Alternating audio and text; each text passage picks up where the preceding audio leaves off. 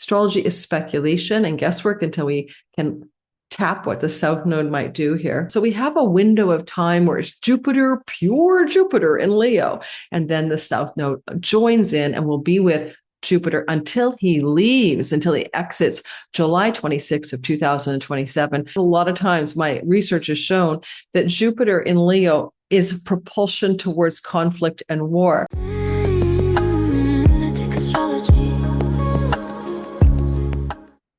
What if one of the rarest astrological cycles in more than a century is about to begin? On June the 30th, Jupiter, the planet of expansion, luck, and abundance, enters Leo, the sign of kings, leaders, and destiny. But this time it's joined by the South Node of Fate, a combination we truly have not seen in the very same way since 1896. Could this signal dramatic leadership changes, global power shifts, surprising endings, and major personal breakthroughs? Well, let's explore what history reveals and what this extraordinary transit could mean for you based on your sun, moon, and rising sign. Jupiter, the Greater Benefic, Santa Claus, fairy godfather rolled into one, is about to move into the sign of kings, performers, and leaders. This is the sign of Leo. He enters the sign of Leo on June the 30th, and he leaves in July of 2027. And this transit of Jupiter through the sign of fire, through the fixed fire of the lion, is always a very interesting story. In each of our lives, we'll feel more alive with a fiery kind of steadfast way of being prosperous and abundant, to find the joy, the truth, the wisdom within our own lives. In the world, however, Jupiter moving through Leo tends to get involved in conflicts, particularly wars. And we'll be talking about the historical patterns of Jupiter in this sign, as every 12 years this reoccurs. However, there is something extremely special. Back in 1896, Jupiter went through the sign of Leo, accompanied for the majority of his journey by the South Node of Fate. This brings us back to almost a 120-year rare story. And well, there was a touch point similar in 1990 that only lasted for a very short 2 months or so. This is really a lot like 1896. So we got this quality of like, wow, South Node of Fate traveling through Leo, accompanying Jupiter for his year-long journey. What does this mean for our lives individually and collectively? So we're going to talk about that today, and we're going to dive into your sign, sun, moon, and rising. So stay tuned. I'll cover the world events for the first 15 to 30 minutes. I tend to go long. Please stick around for that. I mean, you're living in this big world. I know you want to hear about your sign, right? I get that. But listen for a bit of the world stuff, just so you know what might be really possibly going on in the next year. And welcome to my channel. If you're new, my name is Lori Lothian. I am a Western tropical zodiac astrologer, and I'm using, of course, the fixed stars and minor asteroids as navigational tools in our story. We were really not going to talk lots about the asteroids, but rather we're going to talk about just Jupiter and the South Node, and also the context of this longer journey of what he does in Leo. It's complicated. We're going to get some Mars retrogradation in Leo in the story as well. So we got multiple layers. Bring a unique signature to this time and place and reality that we're inhabiting. If you're new here too, and you haven't subscribed yet, or you want to, think about helping me out. That subscription button is golden. It's like a tip jar with only your finger being clickable. So liking and subscribing does help the channel grow. So I appreciate you guys very much. Celebrating 150,000 subscribers. That happened in May.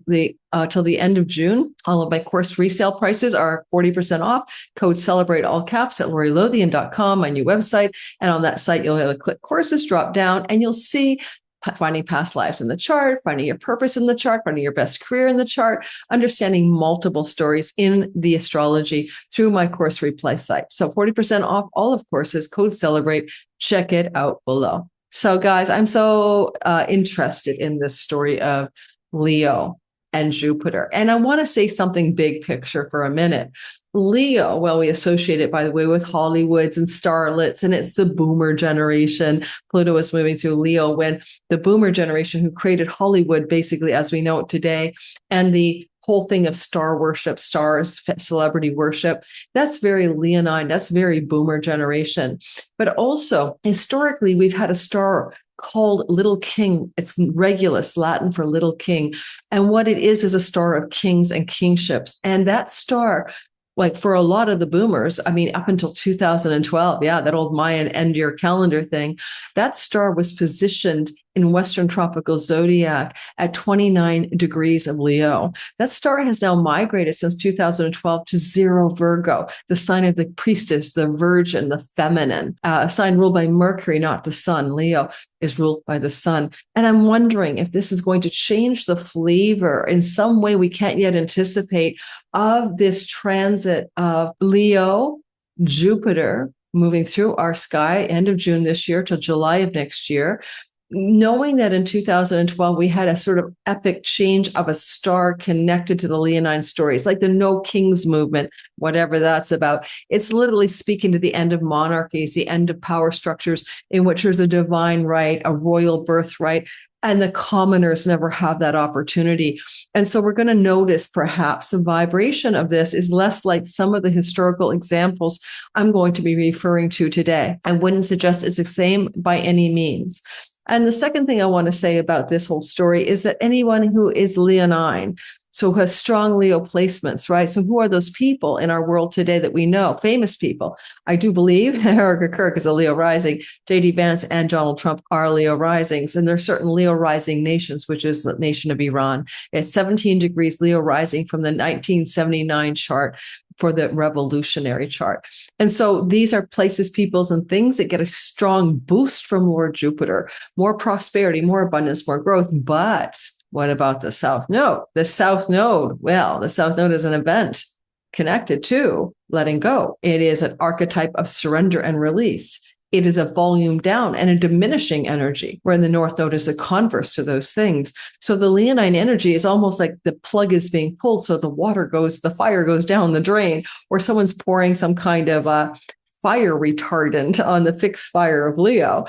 Well, Jupiter is trying to expand it. Now, because Jupiter is known to expand what it touches, okay? We can make many different thoughts about this. The South Node is what we have to surrender and release individually and collectively. Can Jupiter expand the magnitude of the release or the loss or the surrender? Or does he mitigate the damage, right? Does he soften it? So we'll all be watching to see, because 1896 and 1990, when Jupiter was in Leo and the South Node was co-present, we saw some of that as well. However, in August of 1990, when Jupiter moved into the sign of Leo, the South Node was only collaboratively present for a couple of months. And so it's a very different vibration.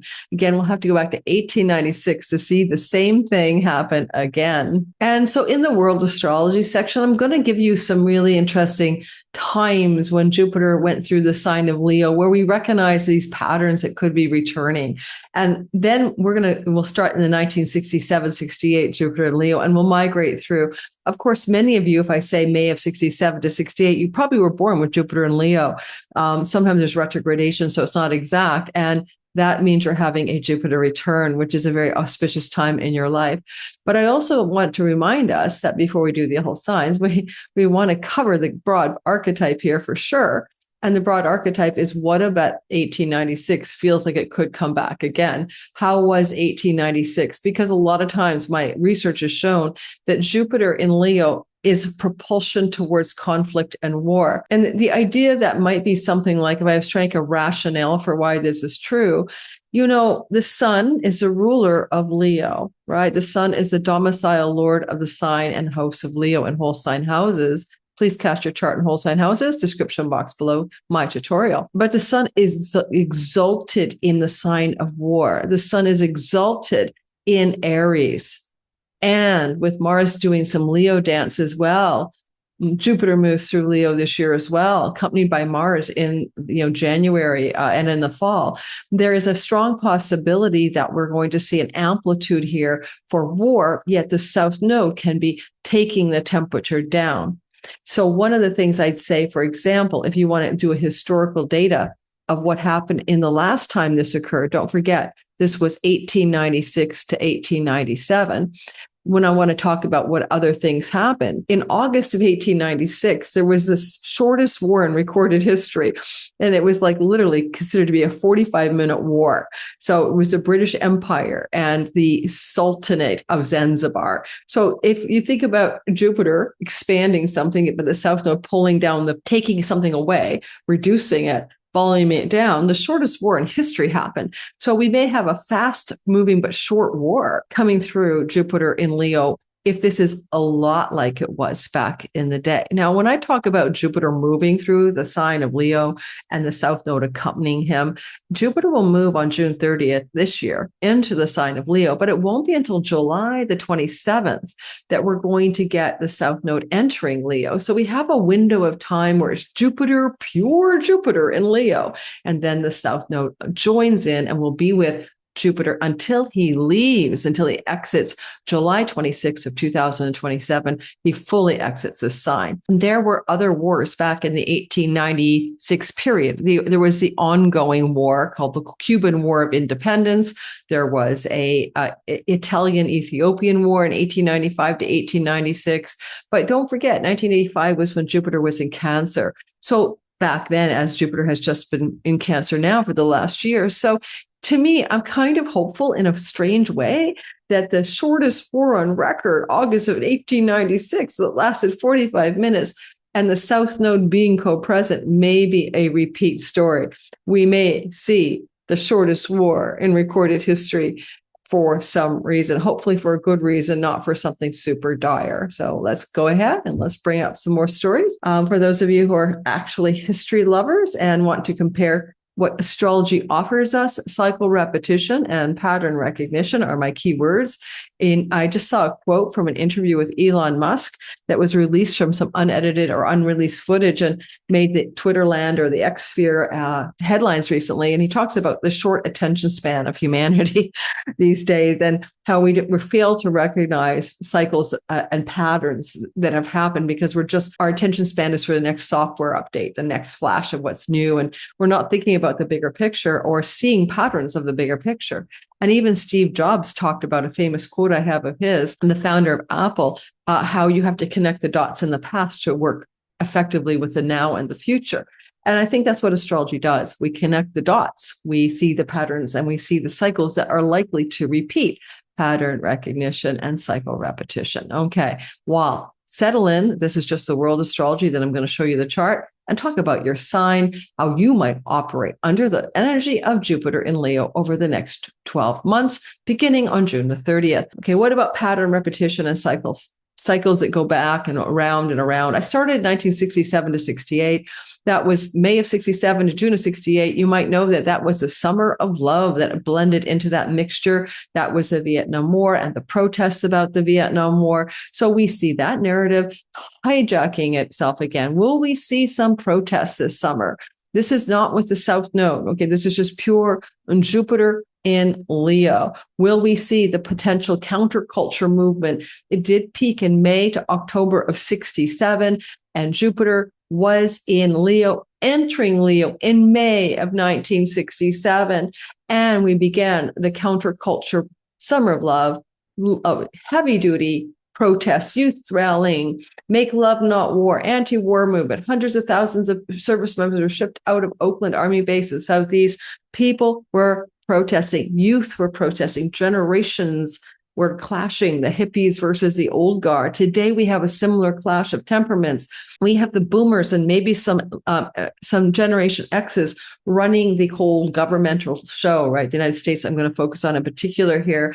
And then we have the Gen Zs and the millennials who are like, not on my watch, especially regarding wars that are ongoing and forever wars and, wars for greed and power. So we're going to be maybe noticing that there's going to be more of that kind of counterculture movement, more likely from the Gen X and the millennials and the Gen Z crowd. If you know anything about the political scene in the United States and the whole assassination of Charlie K., I should have said that word, the unaliving of, that is very much about trying to suppress the potential that the next generation of young people coming into politics in the United States are not going to want to support not only forever wars, but a particular ally in the Middle East that is responsible for so much suffering in the world. And so there's literally already a poll-related evidence that the youth of America will have nothing to do with that nation or the agendas of war that have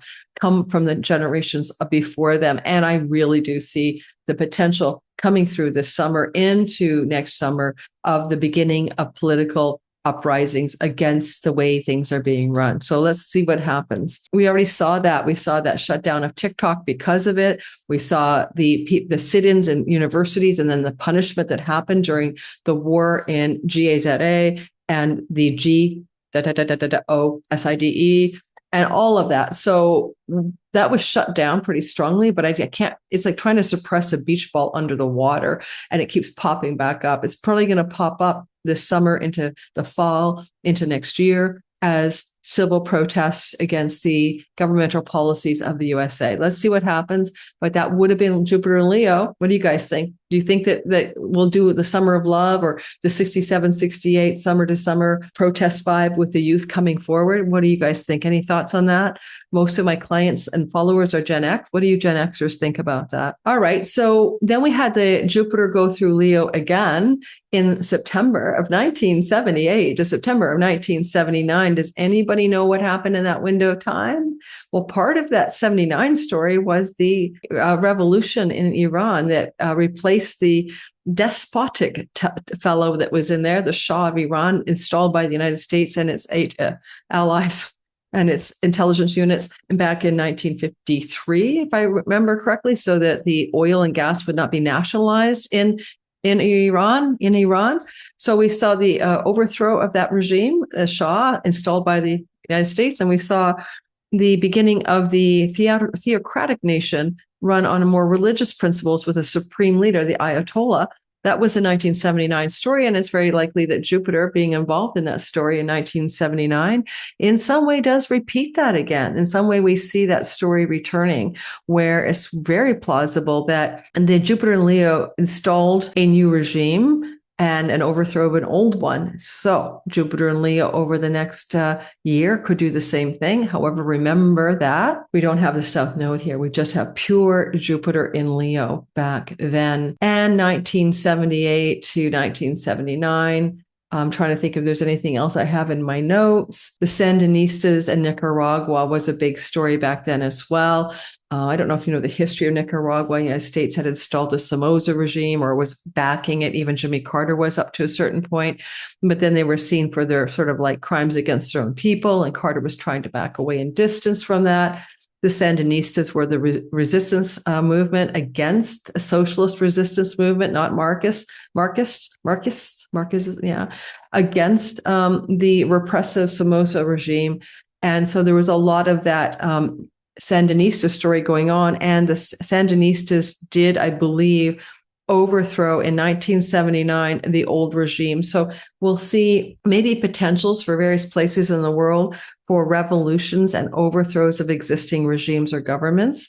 Which of course happened with Iran, right? And the new regime, the Islamic State version and theocratic version. And we also saw it in Nicaragua with the Sandinistas overthrowing the Somoza government. You'll notice that both the Nicaraguan story and the Iranian story were governments backed by or installed by the United States. Okay, usually with a desire to control natural resources in the countries that those installations happened in. In 1990, to 1991, to be specific, August of 1990 to September of 1991, we had the South Node co-present with Jupiter in the very beginning of that story, but not for very long. So in August of 1990 to September of 1991, a few things happened. The Gulf War started. This is called the First Gulf War. That began in August of 1990. I want you to think about this. August of 1990, Jupiter enters into the sign of Leo. August 2 of 1990, Iraq invades Kuwait. This leads to the beginning of the Gulf War, which lasted till 1991. This was Operations Desert Storm and Desert Shield. Shield was building up the resources. Storm was shock and awe, under Bush Sr. in the United States administration and a coalition of other countries, I believe 45, basically sending missiles into Iraq. Okay. So that was what happened in that time frame. So we're seeing Middle East stories involving the United States, involving Middle Eastern countries, and in this case, a coalition against what the invasion thing of Kuwait was by Saddam Hussein. We also saw a huge fallout from that. There was the, I'll go on. I want Gulf War syndrome. There was a lot of detonation of chemical weapons sites by the United States in Iraq, and that led to a lot of soldiers who were involved having what's called Gulf War syndrome, which they now think came from chemical plant and toxic stuff going through the air from that war. All right, so in 2002 to 2003, August to August, we are talking about the second Iraq War. Okay, so Iraq in this case just means the Middle East, like Iraq and Iran are beside each other. You get the vibe, right? We're right back where we started. We're seeing themes of Middle East, U.S. involvement over and over again. So basically 2002 to 2003, that was May of 2003, the second Gulf War began. And so we will see more Middle East involvement rather than less. I think this is not going to be the best I can hope for is that the shortest war in recorded history happened with South Node Leo stories in 1896. And maybe and these other stories I'm giving you didn't have the South Node sort of pulling the plug or something, or putting a fire retardant on the Leonine fire. So there's a difference here, perhaps, but I'm just giving you historical parallels of this time. So Saddam Hussein was captured 2002 to 2003 during the Iraq War, looking for the WMDs, right? That didn't exist. I could have told you that. Friends in the intelligence community told me that well before you guys knew that, the general public. And so there is that story. And there were this dragged on, right? This dragged on. The United States didn't extract all of its troops in that part of the world until 2011, from a 2006 beginning to extract, and started with George Bush Jr. and it ended with, that was probably the worst version of it, getting into a mire of a war that had no real reason to exist. There were no WMDs, weapons of mass destruction, and it was just a ruse to go in. And so I will say that the worrisome part of that story would be this time around a ruse, a false reason to go into war. And if you're in the conspiracy world, which every conspiracy becomes fact a few months later, a few years later, the whole 9/11 thing may not have been what we thought it was. It may have been allowed to happen or something, or planned to happen to gin up reasons to go into war. All right. The industrial war machinery complex. Now, 2014 is the next time we see Jupiter in Leo. It started in July of 14. It ended in August of 15. No South Node involvement, just pure Jupiter Leonine energy. By the time we get to July of 2014 to August of 2015, you also have to remember that we no longer have fixed star Regulus in the Western tropical zodiac at the late 29th degree of Leo, but it has backed into or moved into Virgo. And therefore, now we're under a different archetype completely. A different story is unfolding in our world. 2014 was a Russia-Ukrainian war. And that conflict, it may take us back historically, like we could see more Russia-Ukraine stories happening. Ukraine revolution happened. Russia forces occupied and annexed the Crimean Peninsula. And shortly after, fighting broke out in the eastern Donbas region. Russian-backed separatists engaged in Ukrainian military forces. And in 2015, there was a pact called the Minsk Agreement that was signed to establish a ceasefire. So it lasted about a year. So there is the Minsk Accord and the violations that happened after it. The Minsk Accord also is about no more NATO nations surrounding Russian territory, especially Ukraine. So there's a lot going on there where that was a bad faith deal, but whatever. If you don't know the history, then do your research. So the Russia-Ukraine situation, 2014 to 15, was the main Leo thing that happened, with Leo Jupiter energy going on, as well as the second part was called the 50-day Gaza War, fighting between the neighboring countries of the white and blue flag with its neighbor Gaza. You can just guess how many people died on each side of that asymmetrical war. I don't know how you have a war between an occupied territory and an occupier. It's not technically a war because both sides don't have armies. But that happened as well. So we could have reigniting of that type of situation in that part of the world, as well as, of course, the Ukraine-Russia situation, reigniting or completing. South Node could pull the plug like a fire retardant on the war fuel of fire, fixed fire, Leo. So we'll see what happens. Astrology is speculation and guesswork until we can tap what the South Node might do here and understand it more deeply. And then that's it, June 30th, 2026 to July 26th, 2027, game on. We have the Leo King energy activated by Jupiter expansion, and we'll also end up seeing the July 27th of 2000, July 27th of 2026, the South Node joining at 29 degrees of Leo, Jupiter in early degrees of Leo, the one's retrograde, the South Node, and they're going to come together. We actually have 3 South Node conjunctions. I'm going to show that to you. This did not happen in 1896, so take a look at what I'm about to share. And don't forget, if you like world astrology, you're in the right place. If you like, your all signs personal astrology, you're in the right place. I do both, so hit the like button. All right, so just a quick share of a screenshot I have for you. You might want to write these dates down, and then we're going to go through the signs. Okay, guys, I'll be doing more content on this because it's a very long, very complicated story when we get the retrogradation of Mars. Mars will turn retrograde January 10th, and he'll be retrograde to April 1st next year. And he begins that retrogradation in the sign of Virgo, 10 degrees of Virgo, but he starts the shadow period, the pre-shadow, November the 5th at 20 Leo. And 20 Leo is where we have that eclipse, total solar eclipse happening this summer on August 12th. So there's a lot of reanimation energy as well around that eclipse. So it's a very intense and wild time we're living through. Just take a look at this for a sec, and then we'll get started with each sign. And don't forget, this is Western tropical zodiac astrology, not Vedic. Sometimes people ask me in the comments, and I usually start every video telling you we're the Western tropical crowd right now. So you can see that in 1896, we had this whole thing unfolding. And I told you we had like one of the shortest words in the history of the world. But you can also just see that we would have had the South Node there because what I've pegged it for is on August the 29th of that year, Jupiter at 23 degrees of Leo and the opposite the North Node, which means conjunct the South Node, happened.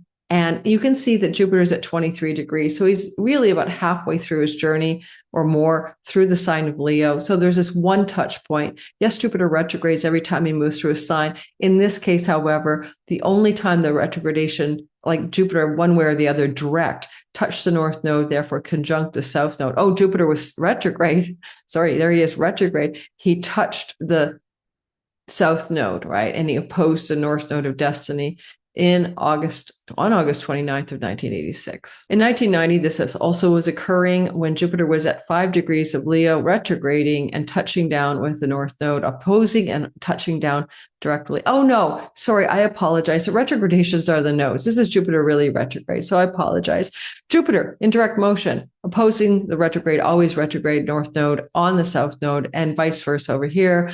Early degrees, Jupiter 5 degrees, had just entered in 1990, okay, just entered into the sign of Leo and ended up crossing into the South Node, pairing up. And then the South Node was getting ready to leave Leo and move backwards into Cancer. So that's why it's not quite the same as it was in 1896. That pairs more directly with this story. And so when the Jupiter moving through Leo will conjunct the South Node and oppose the North Node are these dates. Put them on your calendar. They should be worrisomely important, right? So the dates will be November the 11th at 25 degrees of Leo, March the 1st at 19 degrees of Leo, April the 20th at 17 degrees of Leo. And this is because Jupiter's retrograding, right?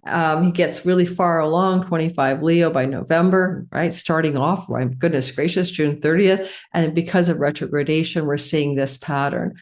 And so if you have sun, moon, or rising placements anywhere close to 25, 19, or 17 Leo, those planets or your rising sun and moon are being highly stimulated right? They're going to have some story for you. And Donald Trump, for example, has his Mars at 26 Leo, where that first conjunction of the South Node happens on his Mars in his first house, which could be a cardiovascular health challenge for him around November the 11th. So park that in your, will Lori get this one right? Yes, after the midterms, he can't take it or something. So it really does activate Mars in a body house, and South Node is a loss of some kind, and Leo is cardiovascular. So there's something to be noted here for everyone. Iran has its rising degree from the revolution chart at 17 degrees of Leo, and this is very close already on March the 1st, but look at April 20th, right? What is that, right? We have a direct motion Jupiter going over 17 Leo with the South Node on the ascendant of the nation of Iran. So what do you guys think in the comments? Is that a loss of power, a loss of leadership? Does it resonate for you that it could be that? The sun is the ruler of Leo. Iran has its sun at 10 degrees in the house of religion, theocratic, spiritual Ayatollah energy up there. Maybe there's going to be an overthrow or a change of regime or leadership. We'll see what happens. All right, so let's get going. Let's do the world stuff. That's the world stuff. We are finito on world. Let's talk about you. So we're going to start with your Aries folk, and we're going to go through sun, moon, and rising sign. It is the sun sign that is your true self, your eternal nature, your spirit, your spark of the divine. But it can also be useful to listen after the age of mid-40s in particular. It can be very accurate, like an ascendant, for listening to your predictive value, and it connects you authentically to purpose and career. The moon is how you think and feel about your life, thinking, feeling. It doesn't have an intrinsic light. It reflects the light of spirit, the sun. Moon has no light, just reflects it. It's a reflector in the simulation. It's also very fated circumstances, but it also connects us to our home and nest and safety. And finally, the rising sign, if you're listening for that, is the most circumstantially accurate for most of the people, most of the time. If you don't know what your rising sign is, get my free tutorial, How to Cast Your Chart in Whole Sign Houses, below. And if you know your birth time, you'll also find out your rising sign, okay? And it's like the simulation avatar character in a game. A video game player chooses a character to play. That's what you're doing. That's your body, that's your comportment, that's your way your character shows up in the sim or in the movie of life. Actor is your true self. Game player is your true self. Character in the movie is your ascendant. Avatar in the game of life, in the video game of life, is your ascendant. Let's start with Aries and let's get rolling through the sky. And I forgot to mention that I'm doing a course on Jupiter in Leo, and we're going to dive into how to use this in your own chart based on your natal positions. And I'm going to give you some guidance on that, because quite often where your sun sits in your chart and where your natal Jupiter sit can also be very useful. So come to my Jupiter in Leo course. It is a couple hours probably long, and in the information box below, you can sign up for that course. It's going to happen at the very end of this month. I'd love to see you in class. It's on a weekend, and it's just you get a replay if you can't come live. So come take my Jupiter in Leo course. About probably 90 minutes plus Q&A. We'll be there for 2 hours, and we'll dive into all aspects of how to take this, personalize it to your own chart, and use this information. All right, let's get started. I want to show you the sky. We're not going to be here for a long time. This is coming out a couple weeks before the transition of Jupiter into Leo, and I'll probably do a follow-up video. So I would say in many ways, you're looking at my early introduction video to the story. And I want you to consider some of the minor asteroids as archetypally important.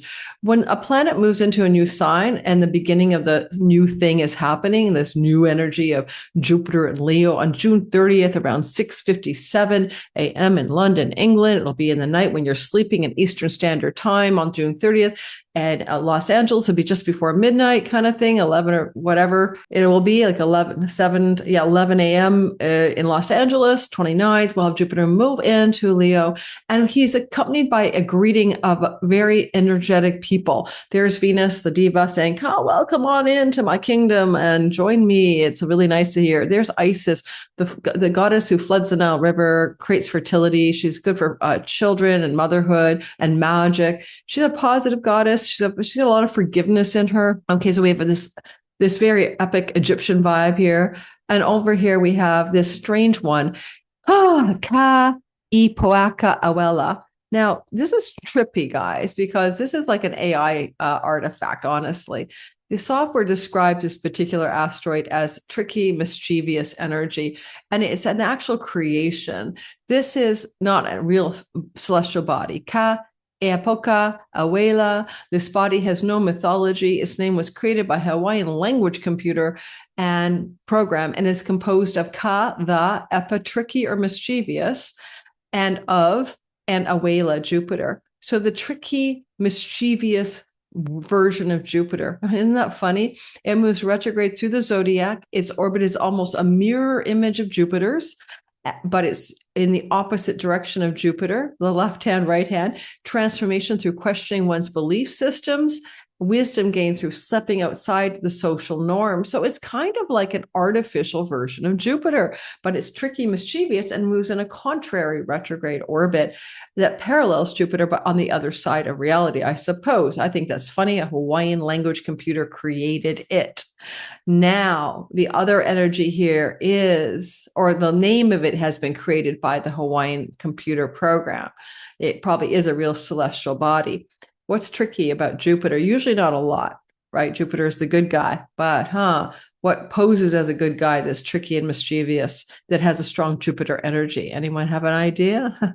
And so there's a baking in these energies, kind of baking into the energetic signature of the 12 months transit of Jupiter through Leo. I'm just curious and fascinated as well that if you are to wonder about why this energy is so tricky or slippery, I think it's also fascinating to see that Mars in Jekyll and Hyde version, right? I'm hot and I'm cold. I'm in and I'm out. Katy Perry's song about love, hot and cold. I'm in and I'm out. I'm up and I'm down. Or the person is that sort of flip-flopping Jekyll Hyde nature of Gemini, where Donald Trump has his son. Well, that's where Mars is sitting, and Uranus, the unexpected, and Atlantis. Now, Atlantis can be like a literal story that Jupiter's transit through Leo, the sign of kings and the pharaohs as well, with Isis and water bodies and floods and information. There is the pending story happening here about what's underneath the second pyramid. There's been found a second Sphinx by the Italian team who has a special satellite version of X-ray vision and can see what's under the Giza Plateau. And they think there's a secondary Sphinx is also in existence under another pyramid.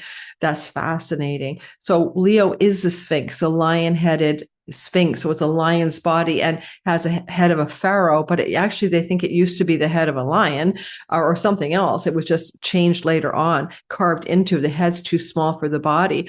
And it may be that the Sphinx portends a time that the vernal equinox, the spring equinox, was not as it is today, but rather that it was a time when Leo was rising on the eastern horizon as a constellation during the vernal or spring equinox. And that takes us back thousands of years ago, guys. So that's like a marker of how old that is.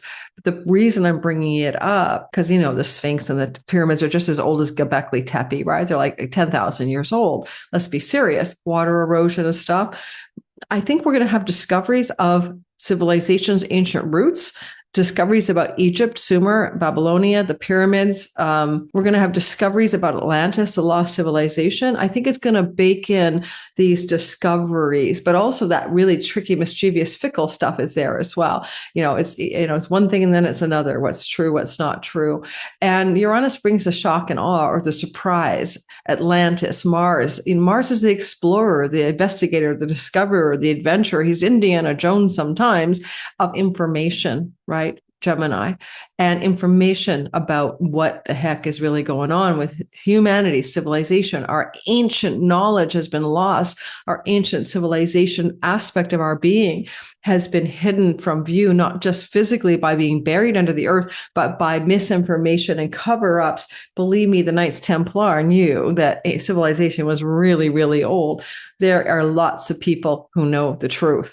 So I think the general public might become aware of the truth. And I think part of the Jupiter Leo story might bring that to us because the South Node with Jupiter is something from the past. The South Node represents what is behind us, including past lives. And so I bet you we're going to discover ancient civilizations. This is the flood. This is Deucalion, son of Prometheus down here, who was involved in Noah's Ark and the flood. And by the way, Prometheus wanted to help humanity and gave us Promethean fire, which is self-awareness. then mean old Zeus slash the god of Mount Olympus, let's just call it the demiurge Yaldabaoth, decided to flood humanity and kill us all. But then again, Prometheus on Team Humanity got Deucalion onto that, slash Noah onto that ark. Noah does not belong to the Judaic culture. It's an ancient myth that precedes Judaism, Judaic culture, Abraham, and all of that. The Abrahamic religions do not own the Noah's Ark story. It's universally multicultural. So Deucalion is the same story. Why do we have Noah's Ark down here? The reason I'm drawing it to our attention, of course, is because in a degree-based energy, this is connecting to each other. This is going to be activated. It is a degree-based square. And next to Deucalion is Tisphone, the punisher of people who commit crimes of murder. Okay, one of the Greek furies who punish murderousness. Okay, and again, Jupiter is justice. Justice for those who do crimes that are dastardly and evil. In Scorpio, we're talking about secret crimes, stealthy crimes, intelligence agency crimes, and the E-Files crimes as well. So Jupiter from justice, it bakes it in. But what about Deucalion and the flood? Guys, other than a promise of a new life, a hope, a new beginning, a new mountaintop, a rainbow and a dove, it is the archetype of something that has been flooded or buried underneath water. So maybe undersea discoveries around ancient civilizations emerging as well. That's what I got for you on the general vibe of the asteroids. Let's get started with your sign. We'll begin with Aries. This is, again, changing the sign late in the day, like before midnight Pacific time, when you're sleeping Eastern time, early in the morning, when you have your coffee in London. All right. So let's get rolling into each separate sign. Aries always gets to go first. I don't know why, just because, me first. That's the Aries motto. Me first. If you ever met an Aries, if you were a teacher and who's the kid who puts their hand up in class, the first, 9 in 10 times, babies, that's going to be your Aries. I'm going to put my hand up. We're going to move ourselves forward by a day just in order to keep Jupiter in position. But again, it's just for the use of the spinning of the wheel. This is going to be the 29th, 30th, and we're going to roll through it quickly. Relatively speaking, I will be doing a follow-up video as well. June the 30th. Okay. So June 30, July 1st for precision of Jupiter visually. All right, Aries, basically you get a whole 12 months roll of experiencing expansion, growth, prosperity, fertility in the 5th house. This is great for getting pregnant. This is great for your kids getting pregnant. This is great for expanding prosperity in your entrepreneurial, creative, and artistic endeavors. This is great for big love, high love, romantic love, like, holy man, I felt the love of my lifetime. I was single and I met the love of my lifetime. Jupiter here can also expand your good fortune. It's the house of good fortune. He's the god of good fortune. Good fortune is falling upon you.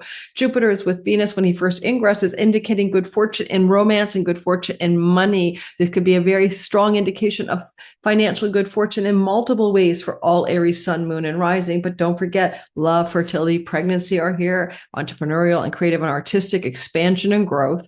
When the South Node joins him on July the 27th, you can pretty well call it romantic, big love with the past life soulmate energy. So if you're single and you want to meet somebody, you will probably meet somebody, and Jupiter will bring it to you with the South Node, that feeling of destiny, that feeling that you've known this person for multiple lifetimes. And yet Jupiter says it's a good love. It's a true love. It's a big love. And Venus, because she's there on the ingress, bakes in a kind of beautiful sort of entitled romantic vibration. You know what I mean? And so it's kind of like, wow, this is like a love of a lifetime for single Aries. Okay, sun, moon, and rising.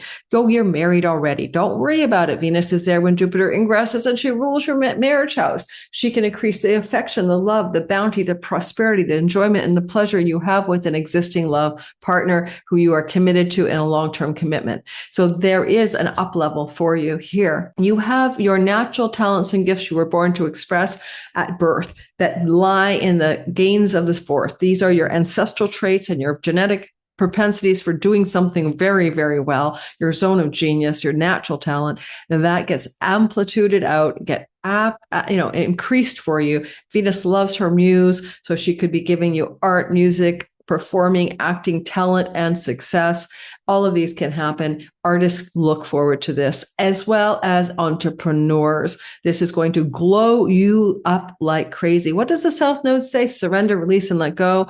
I would say that if you have pleasures that aren't good for you, because Jupiter and Venus here can amplitude those, you're going to learn to soften it up, let go of indulgences and overdoing your pleasures. Your children are blessed. Your children get like collateral benefits, instead of damage. Luck and bounty and fertility and positivity and romance for your children, and your children having children. Jupiter rules your house of grandchildren. If you don't have them yet, you will. This is a transit that brings the conception and or birth of grandchildren into your life. So get ready for that. I have an Aries sun and moon, and I'll have my first grandchild born this August or late July. So there's Jupiter already producing results for me, right? And so we can even see more than one. So maybe more grandchildren will be percolating for me as an Aries parent.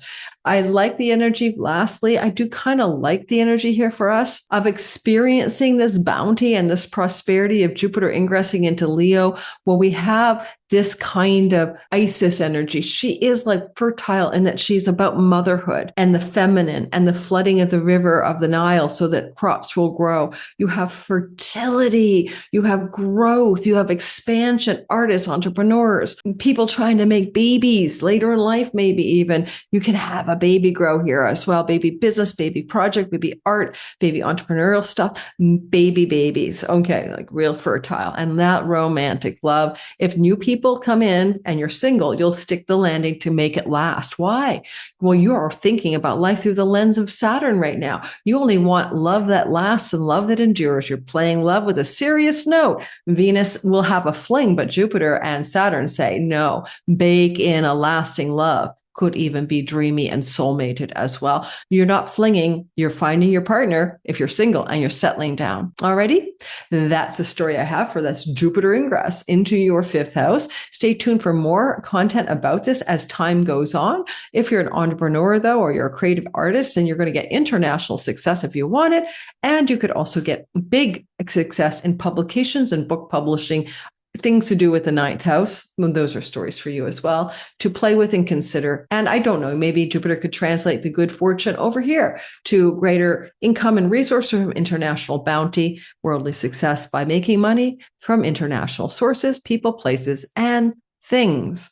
Thanks for listening, Aries, Sun, Moon, and Rising. If you don't know Sun, Moon, and Rising, go to the beginning of the video and learn the difference. Well, we don't want to go by a day because we want to move to the next sign, and the next sign is Taurus. This is the first video. I'm going to be running through this again for you guys, but come to my Leo webinar. It's going to start sometime, I think it's the 28th of June.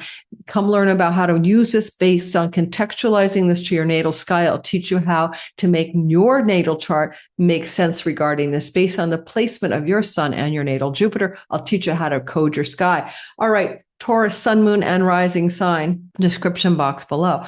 You are going to experience bounty in the fourth house. Now, funny enough, Jupiter means children, and sometimes this means children in the home. So that can be your grandparent and the grandkids come to live with you. You have adult children, and you're going to be your children conceive children under this story. But also, it can be truth in the home, education in the home, prosperity, bounty, knowledge, and wisdom in the home. This can indicate that you are going to create a home that is big, that is prosperous, that is positive, that is joyful and good. Jove, by Jove, right? The joyful Jove energy. So your home life becomes quite good for you and very positive. But there's another meaning here. Because Jupiter rules your house of inheritance, you might come into an inheritance. Your family of origin may deliver an inheritance to your doorstep. And so you could come into some money from your family system under this kind of a sky. Could be grandparents, anybody up the line may put money in your hands, legacy wealth transfers, even living trusts for all I know. Jupiter down here can sometimes just bring you a bigger home, a larger home. So you've been living in a cramped studio. Now you get a one bedroom, a two bedroom becomes a 5-bedroom, expanding and growing a larger home. The South Node can bring spiritual truth and wisdom from the home. It can allow for you to become more interested in spiritual study, learning the texts, the knowledge that you're available for you. You might be reading books about spirituality, or in modern day, it could be new age books or mindset books or new thought books, but you want knowledge and wisdom, home-based energy, South Node spirituality, deep spiritual lessons can be learned in and from your home. You just might be reading books like that or acquiring knowledge like that from your home. And with the sun in the third house at the ingress, a lot of online study and learning may be called forth for you as well, in and from your home. It's a good energy for that kind of spiritual advancement through private study or quiet learning. Because Jupiter is in your fourth house, it depends on your age, of course, but you might also be in conception mode. You might be wanting to produce a child. And so there's just that thought that you could go in that direction. Isis is down here. This next 12-month journey could bring you into go back to listen to the beginning of the video, everybody. I talked about the other years that Jupiter has been in your fourth house, right? Without the South Node. Goodness gracious, like 2014, 15, or 2002, 2003. So go repeat and rinse those stories, right? And see what was happening in your life. The thing here I want to say is that with Venus here, there's fertility. So I wouldn't just put Jupiter in the fourth house and say you might get pregnant or you and your partner, but Venus is sperm and ovum and Jupiter is children. So there's like in the home, in the bed, in the midnight hour, you could produce a child with somebody. And there's fertility with Isis down here too. So flooding the river, creating the fertile crops, ruling motherhood. So especially female Tauruses, sun, moon, and rising, especially sun, moon, maybe especially rising, but all Taurians consider that pregnancy may come or your children could become parents as well, making you a grandparent. Venus is a ruler of your sixth house and Jupiter is a ruler of your 11th. Good chance that you're going to shift your work into something different, more prosperous and better, but maybe new job over the next year. But it can also be connected to more ability to work in and from your home rather than have to go every day into an office setting. That's for darn sure. The South Node joining in there could also mean really surrendering a lot of your, I say surrendering, but I don't know. Surrendering your dreams, letting go of old dreams, letting go and releasing dreams that no longer work for you. Your 11th house, time to release those, to surrender those in some way. Maybe they're stale and outdated. It's time for renewing the visions, dreams, and wishes you have for your own life, going deep into your spiritual essence to decide what you really want.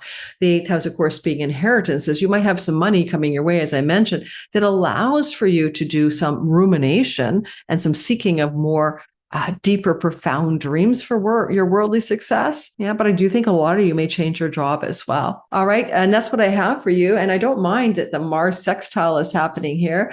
Mars wants you to make money. He's a self-starter. And you could go entrepreneurial or side hustle, but Mars can also, with Uranus, just bring you a nice unexpected chunk of money that fills your wallet or your pocketbook up. Ka-ching! And sometimes that could be, yes, winning money, but more often under this kind of sky, a chunk of spousal support money, a chunk of inheritance, some kind of chunk of money could show up without you having to earn it in these next 12 months. And Gemini, sun, moon, and rising, welcome. I am so like you in many ways. Don't forget, come to my Mars and my Jupiter and Leo webinar. That's coming up. I would love to have you there. I think I'm teaching on the 28th. Memory serves me, but anyway, it's on the weekend before the ingress. And we're going to teach you how to use your sun and your own Jupiter in your chart to make meaning of this transit just for yourself. And I'll talk more deeply about some of the things that are happening in the sky probably. So I would tell you that you are going to feel more likely under this transit, Gemini, sun, moon, and rising. And don't forget, you've done this before I talk about it. You could go back in history if you want and think about your life, August of 1990 to 91, August of 2002 to 2003, July of 2014 to 15, right? These are comparison periods of time. But Jupiter down here has got, as I said in the intro, I hope you watched the intro. This is not like you've seen before because of the South Node collaboration. So let's break it down to third house stories, writing, teaching, skills-based learning, traveling, local neighborhoods, siblings, neighbors, thinking, communicating, divining, scrying, and oracle, using the oracle, being the oracle. Right, third house. So this busy cadent house is now Jupiter loved up. Jupiter expands what he touches. Your social media landscape is here. Get ready to blow up your social media into really profound layers of imagine how big you can get, like a hot air balloon lifting off into the social media landscape with Venus, celebrity, diva, popular appeal, likability, money blowing up over the next year. Yes, we're baking in the story. What exists in the mandala of the sky then is a kind of keynote energy of the next 12 months. When the North Node, South Node joins in again at the end of July, then that also adds another layer. And the layer is like deep spiritual essence, letting go, yes, surrendering, yes, and deep spirituality from a spiritual liberation potency here. Now, it depends on what you're doing in life, because it may not be about you. If you're a writer, you might write deep spiritual books about truth and wisdom and knowledge. You might teach that way as an educator. You might travel to places that you've been in past lives before to acquire spiritual knowledge. You might encounter spiritual gurus or teachers online or in your local environment. But if you're also not doing that kind of gig, then I'm wondering if this is about some other people in your life, because your third house is your siblings, especially the sibling one younger. Is it possible there's some major stories going on in a sibling one younger where they're experiencing Jupiter glow up and they're experiencing deep spiritual knowledge and wisdom and surrender? So keep in mind that this also blesses siblings in general for their health or wellness or prosperity. And it also blesses in particular a sibling one younger, especially a sibling one younger financially benefiting and doing very well over the course of these 12 months. Now, the other element of this is your money can increase through your social media landscape. The sun will try to direct that money to the earnings pocket wallet, teaching, writing, communicating, marketing, selling, learning, studying. All of this is blowing you up. I'm going to be studying at Progress Gemini Sun, a year-long Vedic astrology course, which is certifying me. And it's going to be fun because I need to learn. To be happy, I need to learn. That's my nature.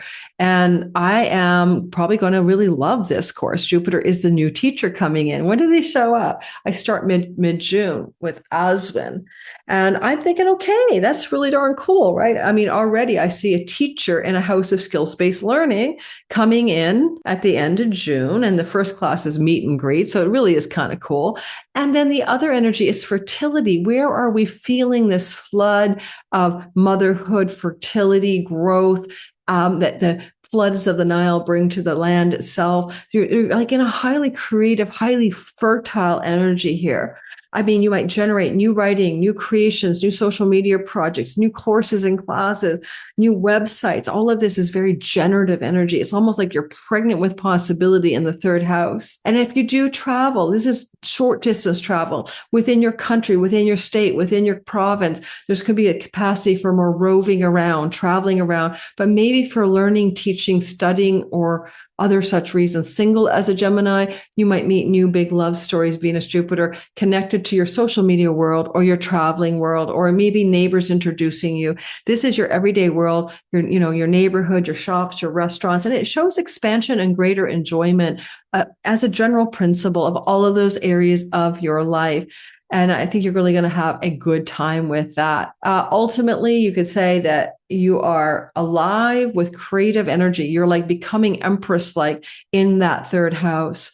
And Mars wants you to make changes in your life that benefit your whole reality, including your health. And there's some surprises coming through, not what happens to you, but what you choose. You may make surprising choices that even surprise yourself, but all of those choices mostly about maybe eliminating extra stuff you don't need, especially in how you earn money, is going to allow for this thrival instead of thrival, instead of survival, growth and expansion and joy in the third house. If you are in a neighborhood and you're doing stuff, you can meet some new friends. Venus rules friendship, particularly female, that bring great joy and goodness to your life. So be willing to talk to people in the coffee shop or restaurant or the grocery store lineup. I just moved to a new neighborhood, I'll let you know. And you might meet some new pals here. And it could be very profound with the South Node after the end of July. Soulmate friends and soulmate love from the local hood, right? Wandering around and bumping into your person. So if you're looking for love, that is a story I suggest you pay attention to. How is it for us to experience this? I'll be talking in a second video that's not here yet.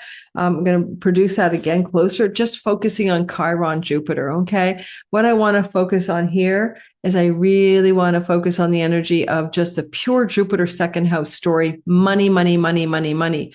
Honey, pocketbook, wallet, earnings, growth, expansion, prosperity. It's a money story. It's a Hail Mary pass. If you have financial woes, Jupiter saves your ass. He'll be here for a year.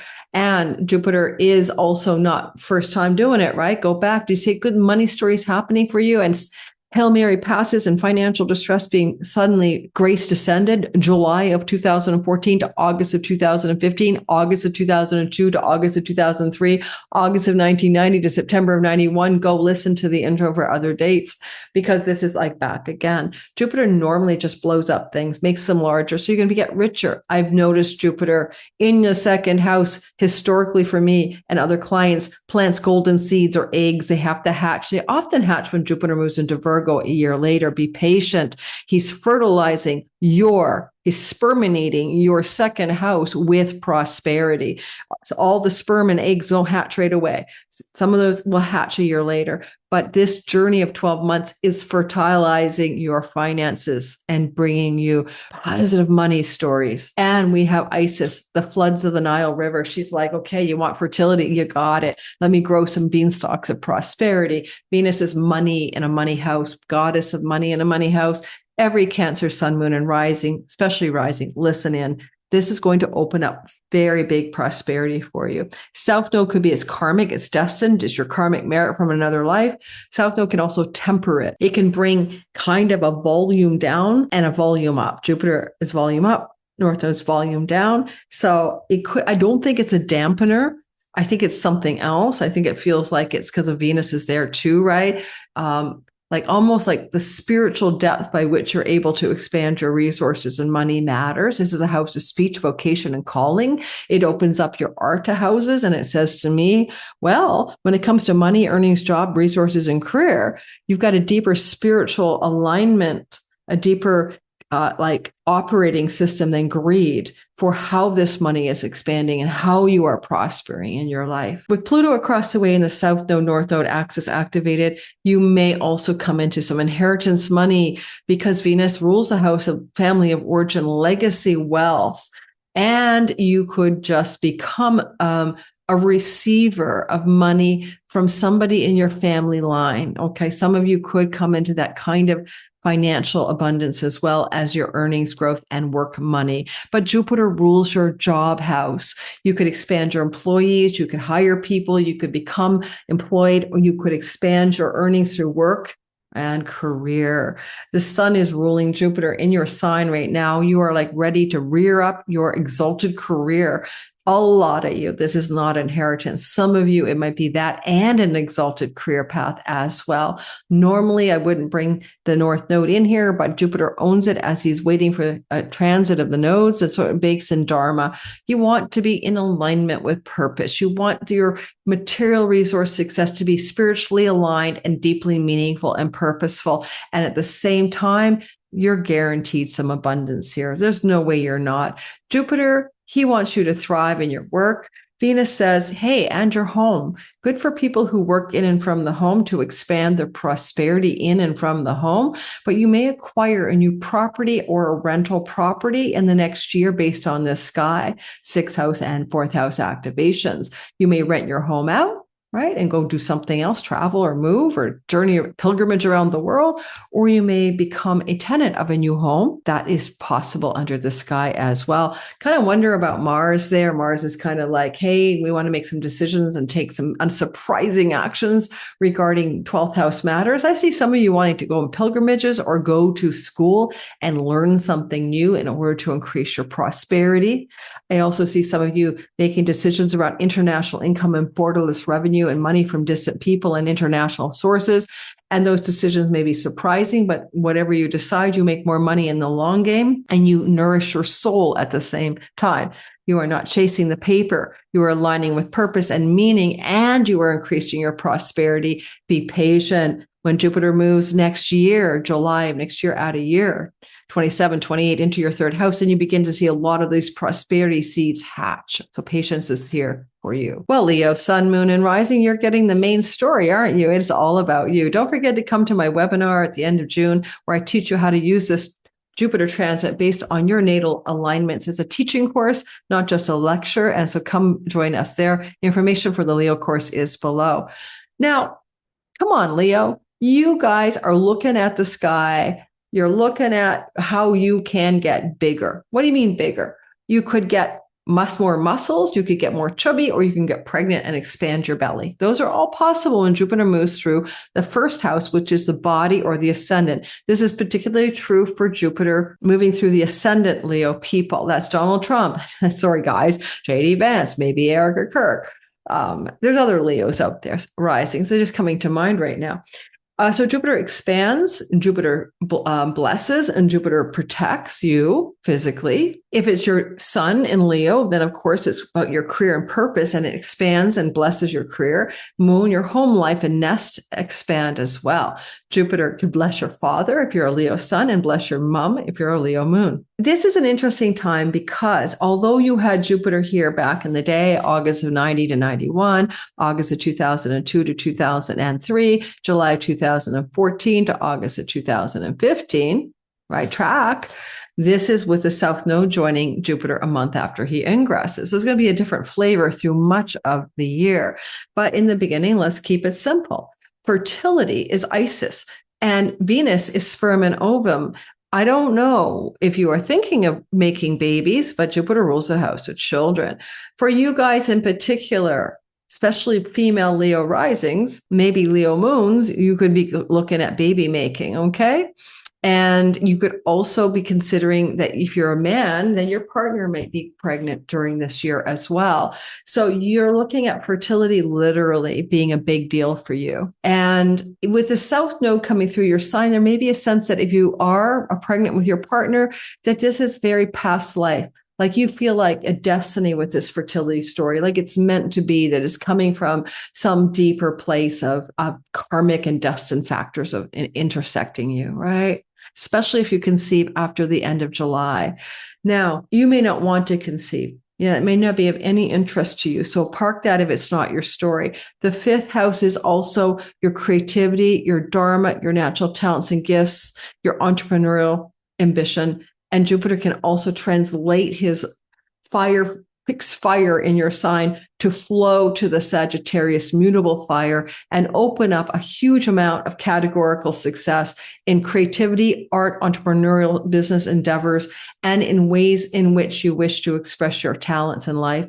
You could also be lucky. Good fortune arises from the fifth house. You are personally lucky this year. Now, you also can be lucky in ways that include windfalls. Uranus in your 11th house, Mars, unexpected turning point, pivots by winning money. Yes, you could win money. So go play the lottery, do some bingo halls, hit the casinos, play carefully. This is not financial advice. In the perfect destined timing, you could win some money.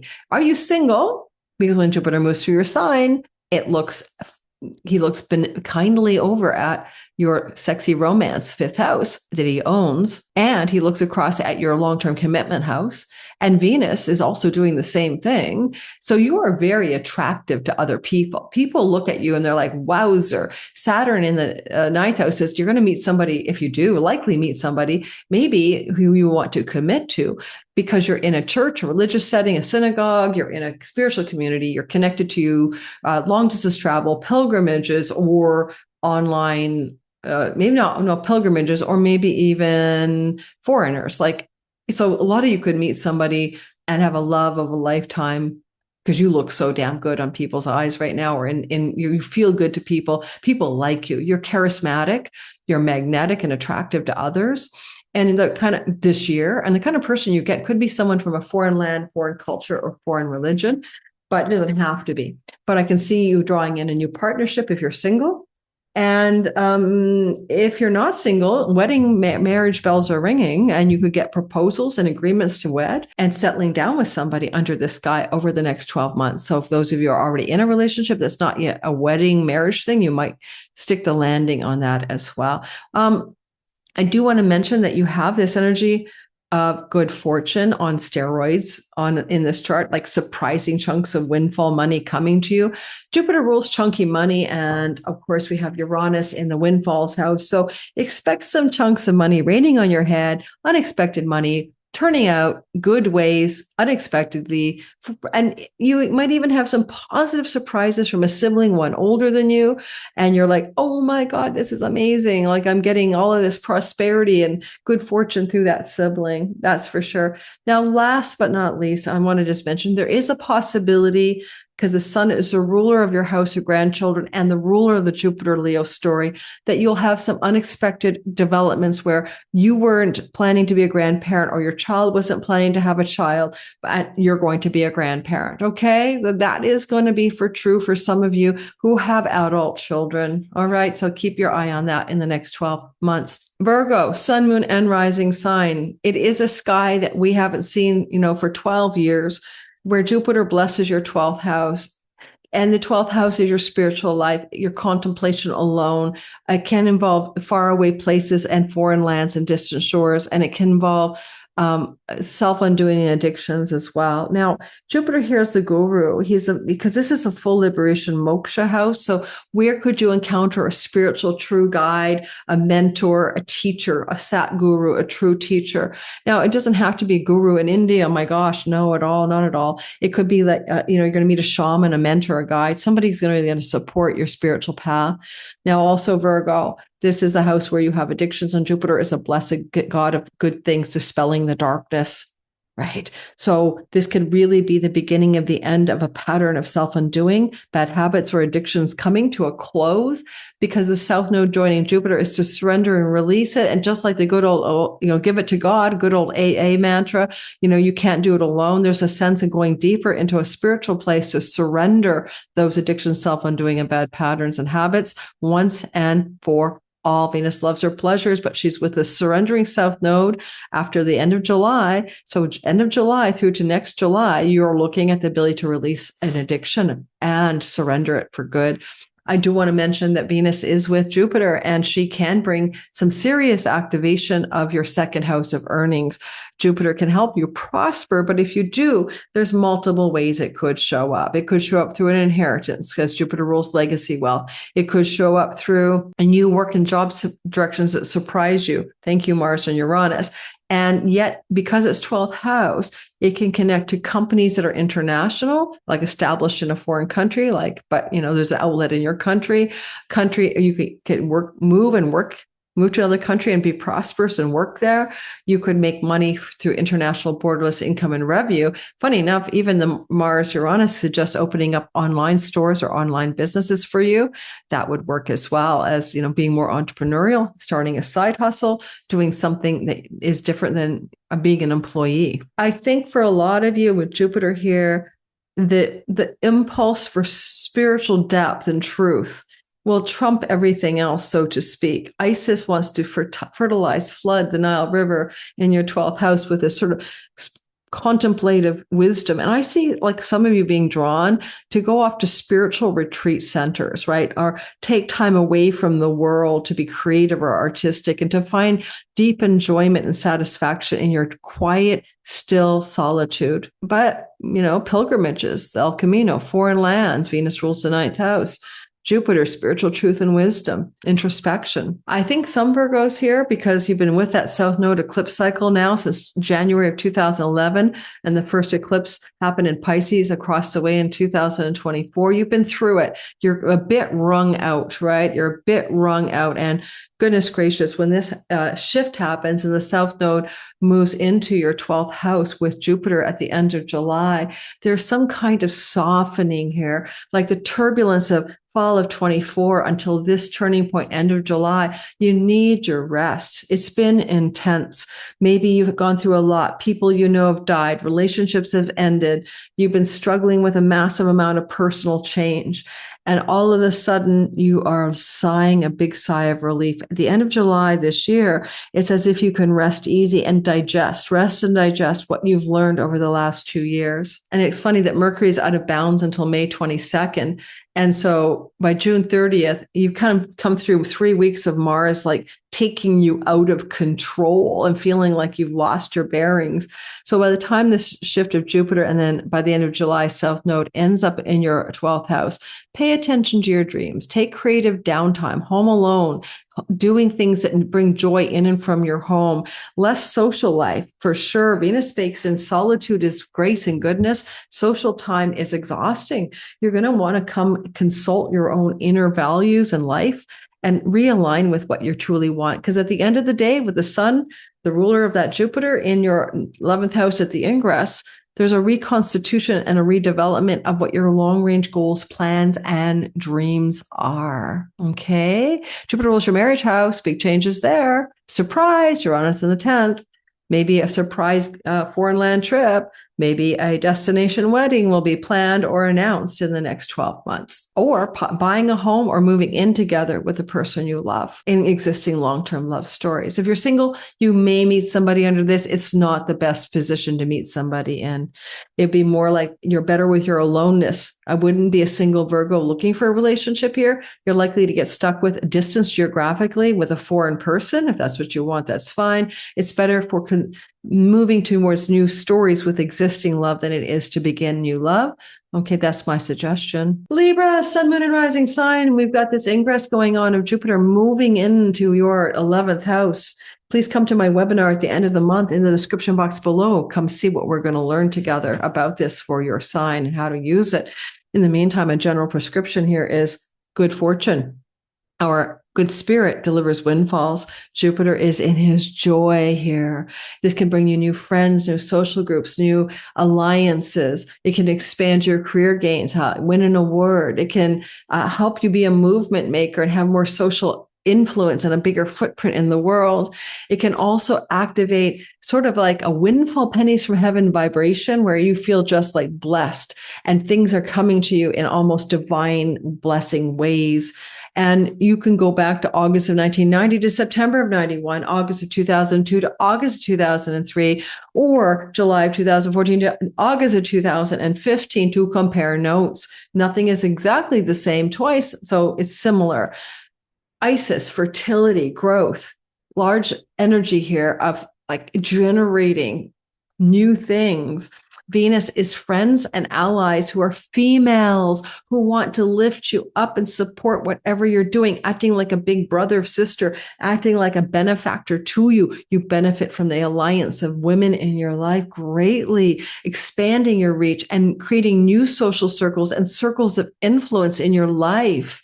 And because Jupiter is the ruler of, your work house, and because Venus is the ruler of your identity, identity are increasingly successful. And you'll notice that with Jupiter ruling your 3rd house, writing, teaching, learning, social media, traveling increase as well. I wonder if some of you will benefit from a sibling one older, the 11th house, or siblings in general, the 3rd house, or a sibling one younger, the 3rd house. Jupiter says the same thing. Sibling beneficials benefit you. Benefactors are siblings here. You may transfer the energy of what's going on in this 11th house, kind of migrate some of the goodness, if you want, to beginning things like new websites, new social media projects, new communications or teaching projects that you might want to do, especially writing projects. And because you have Mars and Uranus in the house of publishing, writing and publishing can be very successful for Libras engaged in those things. If you're just in, like, say, the work sphere, the sun in the career house, ruling Jupiter in the gains house, spills out a 12-month cycle of extraordinary prosperity connected to your career. You get this possibility once every 12 years. You want to also consider the South Node entering at the end of July, kind of adding something different. Destined fated stories may emerge with love, fertility, romance, and conception. Jupiter in the 11th house alone is a conception narrative of a child. Venus doubles down on that. If you are of childbearing age with your partner, you may be conceiving children under this kind of a sky, secondarily grandchildren. I would encourage you here to think about your life in terms of wish fulfillment. This is a time where we wish, and we wish it deeply, and it comes true, as if fairy godfather has got your back. So wishing is more than just idle. It's where you really spend time going into a deep emotional connection. South Node with your wishes asks you to wish at a spiritual depth that's not your everyday thing. You saw a bit of this in 1990, but you really didn't see it like at all, because this really resonates more with 1896. Watch the intro. So I'm going to encourage you to go deep into wishing what you want to see happen in your life, more at the level of deeply knowing what you want and allowing for the Jupiterian knowingness to unfold as real life stories, as the development of your fulfillment of what you really desire in life. For Kama, 11th house activates desire. What do you truly desire from a place of spiritual truth and knowledge for your life? Recalibrating if you've been on the wrong track, and deepening the path you're on if you're already on the right path. And I can only say, with the North Node baking into your 6th house, you might have employees, hire more people, but you're expanding in your career, and your financial gain and your rewards are increasing, like winning an award, getting an Academy Award, getting more exposure to the public, getting a little celebrity, getting some recognition, and making more money. Very likely a strong narrative for most of you over the next 12 months, Libra. So have fun, ride the wave. I wonder what this is up here. Good for some exciting, unexpected developments in your prosperity from legal wins in court matters, if that's been a part of your journey. Or maybe opportunities professionally connected to foreign lands and countries, including being employed by a foreign government, by a foreign company, or potentially moving to a foreign country as well, maybe in service of career success. Yeah, that's what I got for you, Libra. Scorpio, sun, moon, and rising sign. This sky is lighting up a big new story for you. Jupiter rolling through your 12-month stay of your 10th house of career. End of story. Prosperity, success, and expansion in your career. Looking good in the eyes of the world, looking like a leader, looking like a success story. And now you go through this Jupiter story every 12 years. It happened August of 1990, September 1991. It's not your first rodeo on this narrative. You've done this before. You did it as well in August of 2002 to 2003, July of 2014 to August of 2015. But this has Venus bundled in with Isis for fertility. It's like you're flooding the Nile River of your career, and things are growing and things are sprouting, and you're like a creatrix here. Plus, you've got Venus up there, which is just pure success. In terms of your productive value and reproductive value, you're choosing to be like a empress of your career zone. I kind of like you up here for the idea that the world sees you as successful. Right? They can see you that way in some manner, because visibility, Venus and Jupiter mean that like you look good in your world of success in your career. But there's another element. What if you're an artist? What if you're an entrepreneur? What if you're a performer? Jupiter rules your 5th house of the muse, and entrepreneurs and artists and performers of all kinds, creatives, will experience success vis-a-vis their creative artistic endeavors in the visible eye of the world. So if you've been wondering when you'll have your breakout audition for as an actor, or your song gets picked up by a record label, if they still do that anymore, this is your year to see that happen. If an entrepreneur and you're wondering where my business is going to look good in the eyes of the world and be successful, this is your turning point. And Jupiter rules your money and earnings house, right? And Venus is a money goddess up there with him. So look for more cash flow, more financial success. This isn't a one and done. It rolls all the way through till next year, until next July. And you'll see that July of 27 to 28, some of the seeds planted by Jupiter really begin to flourish. So don't think it's all happening just this year. The South Node moving there asks you to align with spiritual values in the work and success. And sometimes that means surrendering and releasing paths behind you that no longer work for you. Okay, they're just not your thing. You realize you have to go deeper and be all aligned with what you make money and do in this world. Some of you will recalibrate around chasing the paper versus a spiritual aligned purpose and career. You might also notice that because Venus is up there, she rules your marriage house. Goodness gracious. And you might experience some major changes in your relationship to life as it comes to committed love partnership. If you've been dating, you might want to level up and get married. This is a wedding house. Jupiter, Venus is weddings, but it also can be some other elements as well, because Venus is the ruler of your significant other and Jupiter is children. You might be announcing to the world there's going to be a child born or a child is born, but it's like the whole world sees the child being born, that kind of thing. You might also notice that in a long-term existing love relationship, there may be some very powerful positive new directions between you and that person. And it can look like you might want to step out a little bit more from a box you've been in. Like, you've lived together, but you've never married, or you've been dating for 2 years, but you have never consolidated this into like maybe cohabitation. There's almost like a celebratory way that long-term union takes place. Single Scorpios, probably going to meet somebody, but if you do, trust me, it's in the work environment, and this will be romantic and destined and fated, but it'll also be connected to your professional direction. You're not going to meet them because you went to, your parents' place for dinner, right? It's going to be through the work you do in the world. And you could have great success connected to international companies and people and foreigners as well over the next year in your work and in your life. And you're going to meet somebody, it's likely through the work environment, but it can also be connected to travel to foreign places or people who are from foreign cultures, and they're coming into your life as well as a new relationship. Unfortunately, there may be also the challenge of geographical separation in a new relationship. I mean, Jupiter and Venus could get the green card marriage going, right? Get the green card marriage going so that your partner and you could be together. All right, Scorpios. Sagittarius, sun, moon, and rising. Jupiter is your ruler. And when Jupiter is rolling on through your 9th house of God and truth and knowledge and foreign lands and courts and legal cases and judges, and your 9th house of purpose and meaning and dharma, and your 9th Lakshmi house of luck. It's a lucky house with a lucky prosperity god, and a Venus is here as well. Double your luck, Jupiter, Venus energy baking in for a year with a fertility of the Isis energy. Now, let's be clear. This is the house of your grandchildren. And if you don't have grandchildren or you only have one, you might be getting some more coming in here. This could be the inbound grandchildren showing up for you. Jupiter can bring children, and this is grandchildren for you. And the sun is in your 8th house as it rules at Jupiter. So this is good for winning in court cases around inheritance monies and spousal separation agreements and doing well and prospering. You notice that Jupiter rules your 4th house, and that's where the North Node is baking in.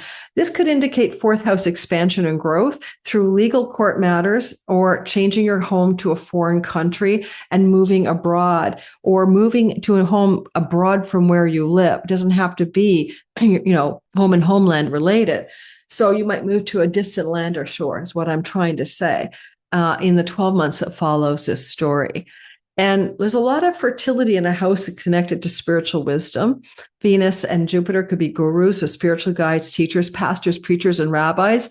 You might be leaning into more formal or more education about these things.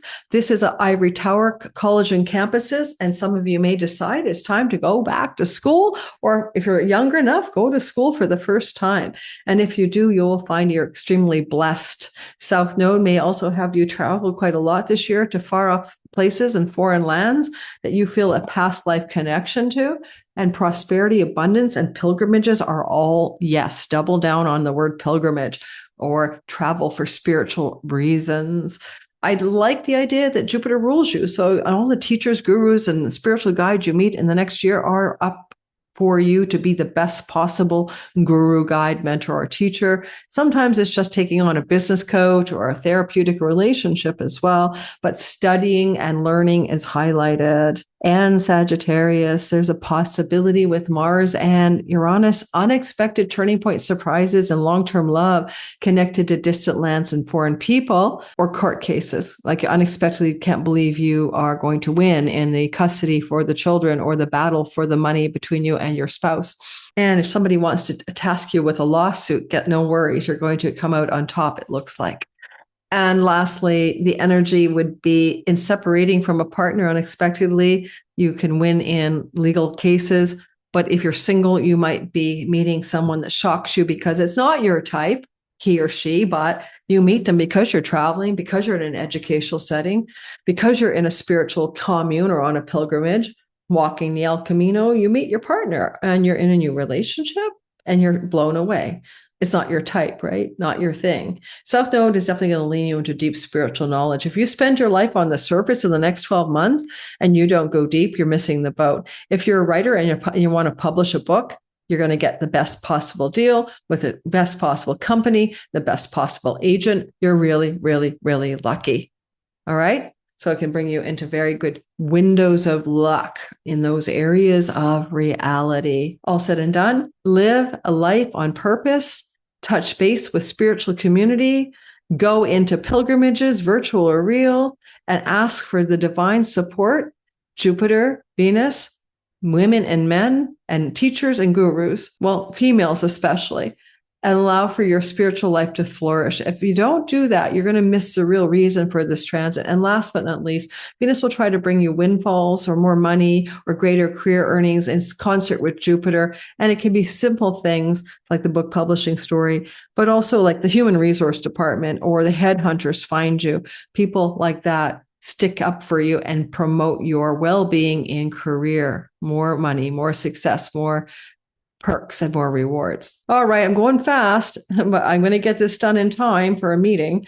All righty, so let's go Capricorn, Sun, Moon, and Rising with Jupiter traveling right now through your starting June 30th. It takes you back in time. Come to my webinar at the end of the month. Information to sign up below the description box. Yeah, August of 1990 to September 91, August of 2002 to August 2003, July 14 to 15. This is your story. It's expansion of money, but usually not ones you earn. You share the resources, royalty income, ad revenue from Google, tax rebates, insurance payouts, grants and stipends from the government or any which way, money from inheritances and shared resources with a spouse, including divorce settlement money, money from your in-laws, increase, increase, increase. Luck, luck, luck, luck, luck. That's going to be true. Fertility, Isis, Venus, money. And it all goes back to money you don't earn. You don't have to get the job. The job is not the story. It's the money that comes to you through a chunky manner. You're blessed here. And you are going to ride that, right? And Jupiter, he's all about like, hey, let's also indicate where we could get some resources from. You could be writing, teaching, learning, speaking, and traveling, or get money from siblings. And he also suggested that you may pull some money from people in hospitals. There's classic inheritances. And the sun is the ruler in the setting place of your chunks of money, but connected to the fourth house. So family of origin, siblings and parents that you grew up with, maybe a sibling 3 older, 3 younger, could bring you some financial wellness as well. There's kind of sense of the family money might want to come through here for some of you Capricorns. Sibling money as well. Jupiter's rules a generic house of siblings. Transfer wealth within the family coming at you is a possibility. You are going to be able to invest in the markets, but be careful. Venus rules your speculative investments as well. And yes, you could be lucky enough to win money like the lottery in this next year. But also speculative investments, gains, gambling, as well as stocks can take off and prosper in this calendar year for you. All right. Be careful, of course. Don't take my financial advice and go willy-nilly, but there's money that you're capable of receiving here from those kinds of investments done wisely. Jupiter, consult the guru, find a financial advisor, or start taking financial investment literature into consideration around the money stories for you. You might find there's new love coming through your life, but it may stay low key and hidden from the world. For single Capricorns, new love stays low key. You're not really sharing it with the world. It's almost got a little secret love affair. Unfortunately, you might fall in love with a married person, for example, as a chironic wound there. You might be in a relationship that's secretive, but very, very important to you this year ahead. Because Venus is a ruler of your 5th house, and Chiron says, oops, this is a bit wounded. And sudden changes in your work life could occur that you prosper by. Venus says the same thing, and Mars and Uranus double down.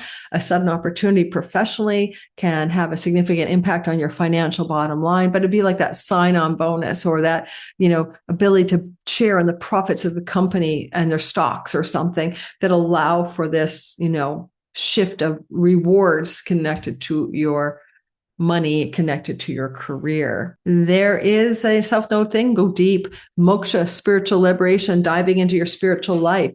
Go deep. South Node Jupiter, guru, wisdom, dispelling of darkness, breaking of karmatic patterns, shredding apart contracts you've made in other lives. Jupiter owns the full Monty, the full liberation, the spiritual, like Buddhahood and Jesus walking on water.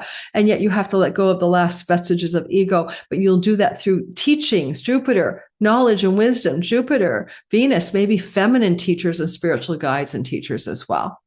Team Other Life, everyone dead that ever loved you is cheering you on. So this is a year where the dead are team you, and you can ask them for help.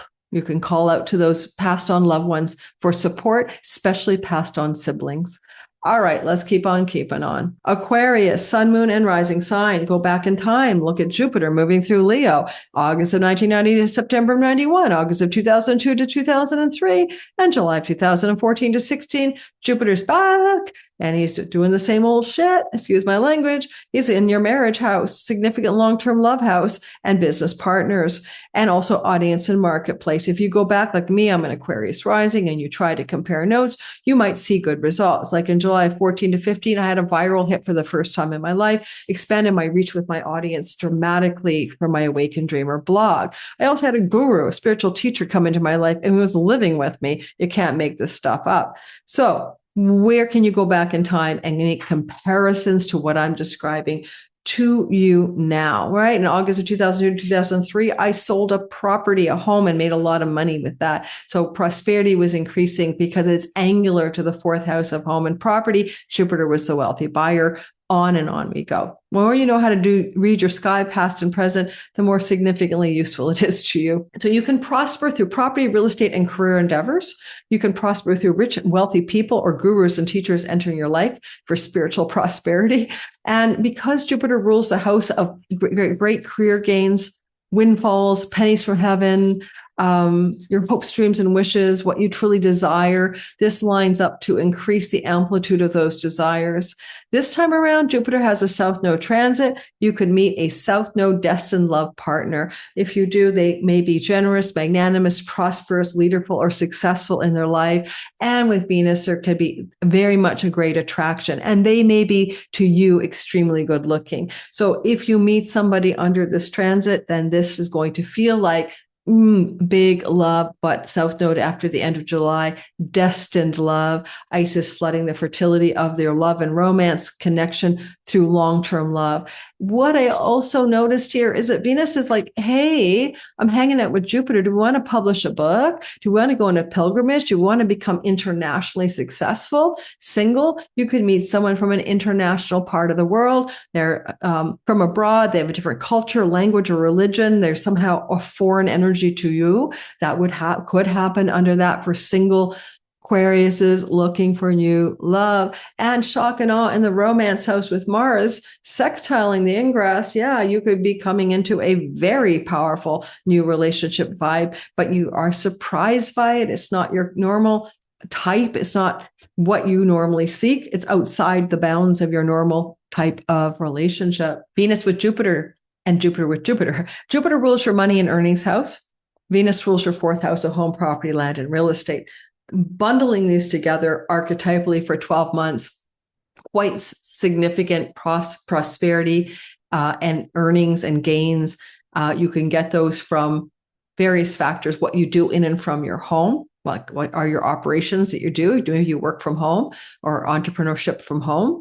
And new increases of wealth, but through how you meet the audience or how you business partner with others, okay? And with the sun in the house of employees, maybe expanding your reach in your audience and marketplace by creating new alliances with employees or increasing your employees if you have them. Could happen. Certainly there's a premium on the word publishing here, and working in writing and publishing industries can be successful for Aquariuses are in that direction in their life, if that's something you're thinking about doing. Now, we're going to be doing another video on this because when Jupiter first ingresses, that'll be a weekly. There's an opposition to Pluto in your sign. You're going to be coming into this new story like with a slam dunk energy, like June 29th, 30th. It's like truth and knowledge and wisdom confront excavation and depth. So there's something really intense for you Aquarians here. It's almost like you have to plumb some deep depths about your own relationship to relationship as opposed to a person in particular, right? How do you perceive the value of relationship for you? And what is it you really want it to produce in your life? There's something like soul worky, transformative, and regenerative going on in the beginning of this ingress for you. And it bakes through the whole next year. You're looking at the world through Juno. I didn't put her in here. She's like, you want a long-term committed love or you want a divorce, either one. And this whole Jupiter transit helps you make the decisions you need to make with wisdom and truth. Okay. Jupiter represents legal stuff. You might be bringing a lawyer in, but you might legalize contractual agreements in employment, employee, and business relationships as well. And to finish up with you, this may propel you to meet somebody new, but it could come because of your spiritual community, your spiritual beliefs, or because you're traveling the world, or because you're on a pilgrimage of some kind. And if you need a spiritual teacher, look for a female, because this is the female guru in the house of others. Get away from the dudes, okay? Find the female teachers, whether they're teaching you whatever you want, female teachers, whether they're spiritual, just applied knowledge, good going. Yes. Go back to university. Take courses. I'm going to study with a Vedic astrologer. No, he's not a woman, but I have a new teacher ruling my house of Vedic astrology, your ninth house, books and knowledge. And so, yeah, there's my story already playing out. I'm Aquarius rising. Okay. Last but not least, and least but not last, come to my webinar, Pisces. Sun, moon, and rising. We're doing that at the end of June, and it's going to be all about how you can use this based on your chart. I'm teaching you how to read your chart relative to the sky, based on where your Jupiter and Sun will sit in your chart. So Jupiter in Leo for you, once every 12 years, like 1990, August to September 91, August of 2002 to August of 2003, July 2014 to August of 2015, Jupiter is in your sixth house of work, pets, rental properties and debts, and health and work, right? Job, work, environment, office space, employees, employer stories, rental property ideas of whether you're the landlord or the leasee, who cares? Pets. Now, technically, Jupiter expands, right? Everything it touches. So some Pisces who don't have pets will get pets, or your cat has kittens, more pets in the house, the more the merrier. You could increase prosperity in your work, and your health will be protected and blessed in the next 12 months. If you don't work, you have lucky breaks getting work because Jupiter rules your 10th house, and lucky career and work opportunities emerge for the unemployed Pisces. Employed Pisces get more success in their work, more amplitude in their earnings and their success professionally. It activates your Artha houses. You have to work hard over disciplined long-term periods of time, Saturn, but you can be very, very prosperous in your work. And you could expand your employee roster, or the boss can love you and up-level you to a new level of power within the work employment setting. With Venus here as well, you're just lucky as all hell in the health area, and you'll find solutions for your health in general. You could find great teachings and healers and healings for your health. Knowledge will help you. What you learn and know will improve your health. So understanding that what you learn or know becomes your ticket to better health. And you could also say with the sun in your fifth house, and this amplitude of new energy in your sixth house, some of you might want to go entrepreneurial and start your own gig. Some of you may also meet somebody new romantically in work settings, okay? So through your job or your work or your career path, you may meet somebody new because you're single and you're looking for a relationship. I think it's going to professionally show up. South Node will and can bring karmic health challenges to you. Anytime the South Node travels Leo every 18 and a half years for 18 months. This is going to start July 27th, but the good news is baking in a Jupiter Venus story means solutions and solutions will happen and things will work out. You will not fall under the bus of a health challenge. You might want to pull away from doing work that doesn't feel spiritually meaningful to you. You may also let go and release a job in order to pursue something better in the next year. I kind of wonder if Mars and Uranus in the fourth house giving you unexpected surprises and changes, and this is a rental house property, Jupiter, expansion. I think some of you are going to move your home. And I think because Venus rules the neighborhood, a new city, a new town, a new vibration of where you live, a domestic home change, and likely not always true, but likely a rental because of Jupiter, Venus in the house of rentals. But Venus rules the house of chunky money. And so maybe some of you could also be able to pursue the purchase of a home in unexpected and surprising ways over the next 12 months. Jupiter's your ruler. He's always going to do you a solid. He's trying to help you. If you have debts you owe, you'll be able to pay them down. And if other people owe you money, you will be paid back.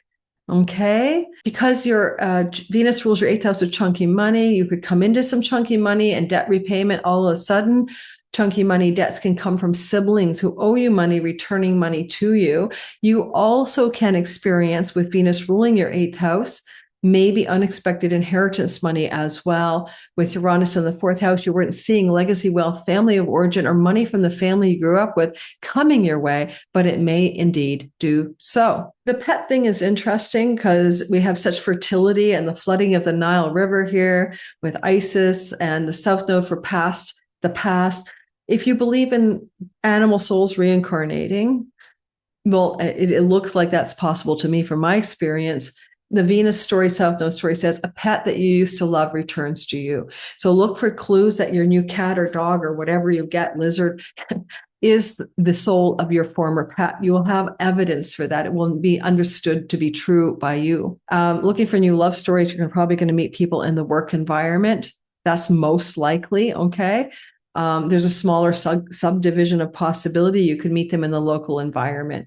You're wandering about the grocery store and all of that.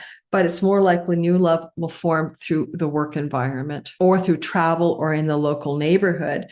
And if you meet somebody, especially after July 27th, we're talking about a karmic debt relationship that is essentially a destiny play unfolding. Sometimes when a relationship starts with, sort of a Jupiter South Node energy and Venus there in the beginning of Jupiter's ingress, for a time, a reason, and a season, rather than for an eternity, it may be, especially the South Node in the 7th house at the ingress, this relationship probably stays at the level of dating or exploring. It's not necessarily going to go straight into long-term commitment. If it does, which it could, you're likely waiting for Jupiter's ingress in July of 27 to 28 to allow for a dating relationship with a karmic debt owed to each other to consolidate. It will not be able to do that or even want to know for sure if it's long-term monogamous until next summer, July of next year to the July after that. All said and done, your health will be blessed. You will benefit from solutions to whatever problems emerge. And if I give you guidance, go deep, go beyond the surface, especially go to past lives to find out if you're carrying baggage over from another life, right? You got a bad headache, right? You can't get rid of it for weeks at a time. Where you clobbered in the head and you have a serious concussion in a jail cell, another life, go back and find out what's causing the problem. All right. Find a past life regressionist or something. All right. Thanks for listening. Don't forget to like and subscribe. That was Jupiter in the sign of Leo for all 12 signs. World Astrology in the beginning. Come join me in my course I'm teaching at the end of June. See you guys soon. Ciao, ciao. Lunatic astrology.